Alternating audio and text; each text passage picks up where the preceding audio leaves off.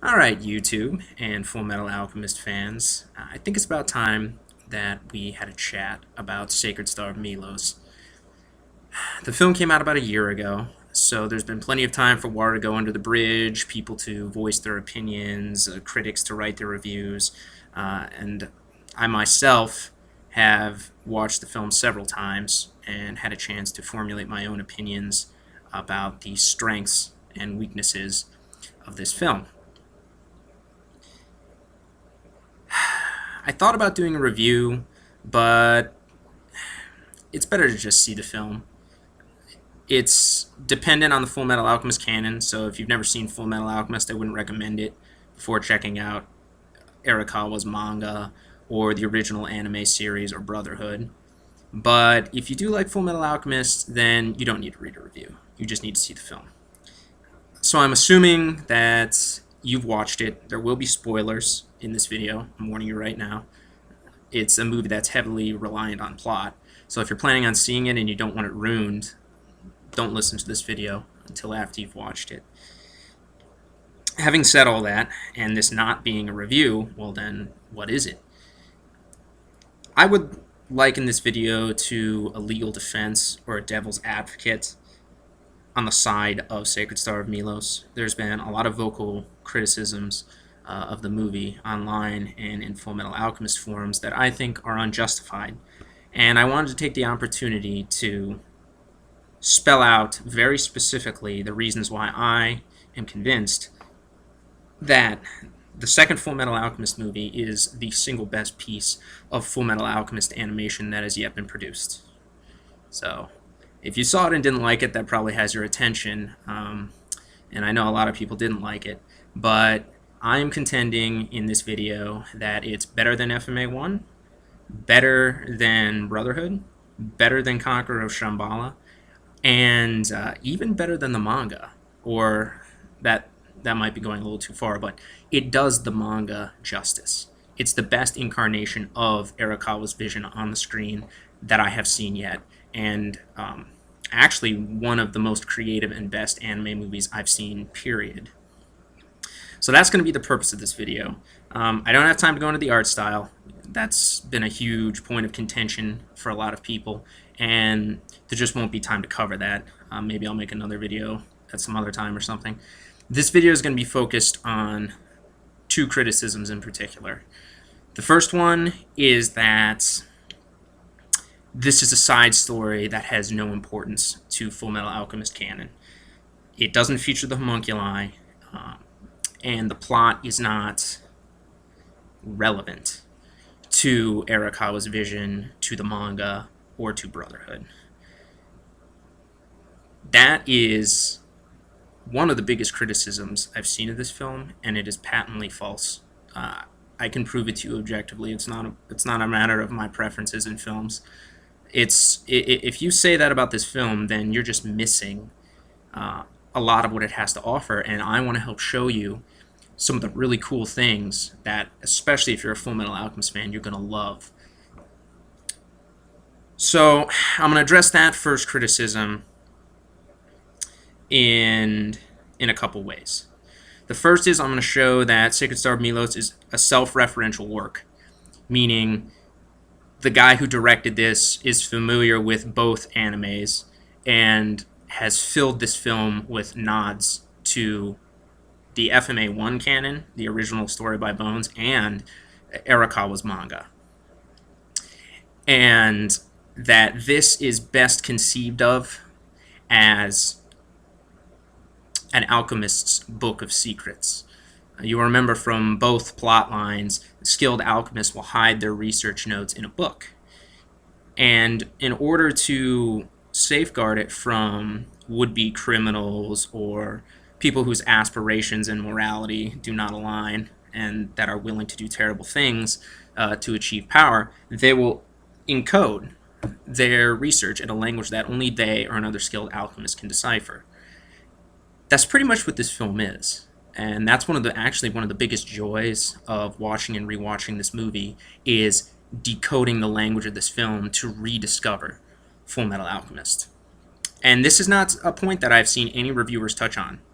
not even positive reviewers. It's just like no one is getting that this is a self-referential film, and that the number one symbol of that is the book that Professor Crichton shows up with at the beginning, which is basically an Ouroboros, but if you look at how it's designed, it's in a triangle, and then it has also a cross in the middle. So what's that? 1, 2, 3, and then the 2, which is 11. So it's a book that has 311 on it. Basically what it is it's Fullmetal Alchemist. So it's like in the movie, the guy has the Fullmetal Alchemist manga, and it's like a wink to the audience that you're going to see Fullmetal Alchemist in this film. If you don't get that, you're not going to get this movie, because the end of the movie with the two sides of the valley is literally one side of a book and the other side of a book, all right? And as the final action scene plays out, all these little hands are climbing up and these weird shapes are being created. And what's actually happening there is a fulfillment of the first line of the movie, all is one, one is all. Because those hands and the action is actually reenacting all of the main plot beats from the film, but at the same time relating them to the plot beats from Fullmetal Alchemist manga and Fullmetal Alchemist 1 anime. And that's huge. No one, I don't even think anyone understands that that's what's actually going on in this movie. So that needs to be addressed, because that's the best part of the film. And if you're a Fullmetal Alchemist fan, you will be nerding out. You know what I mean? You'll be geeking out over that, because it's so for one, it's just so creative. I don't think I've ever seen someone conceptualize. Basically, it's a film about the Philosopher's Stone, and the final action scene is basically Plato's forms. You know, it's like, wink, wink, we're making the Philosopher's Stone, but really we're showing all of the forms from the movie, you know?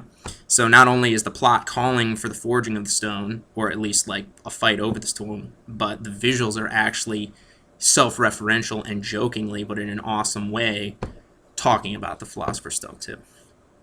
All right, so that's criticism 1, and also what I plan to cover. And criticism 2 is that the main characters from Fullmetal Alchemist, especially Riza Hawkeye, Winry Rockbell, Alex Louis Armstrong, don't get their fair share in this film. And as if that wasn't bad enough, the Elric brothers are reduced to secondary characters, and Roy Mustang never even snaps his fingers. You know, so clearly it's a failure. You know, Ed doesn't get hit with a wrench by Winry, and Mustang doesn't snap his fingers, so therefore this film sucks. And that's pretty shallow, but I've seen a fair amount of people say that they did not like this movie because who cares about these worthless side characters? This is a waste of my time. So it's a subset of the first point. And I'm here to tell you that that is also fundamentally incorrect. That's wrong.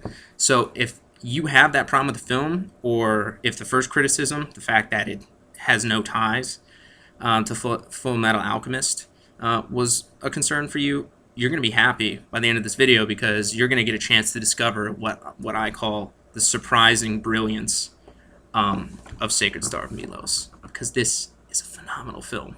Not just a phenomenal FMA film, but just a great film in general, and one of the most creative and artistic things I've seen in the last 10 years.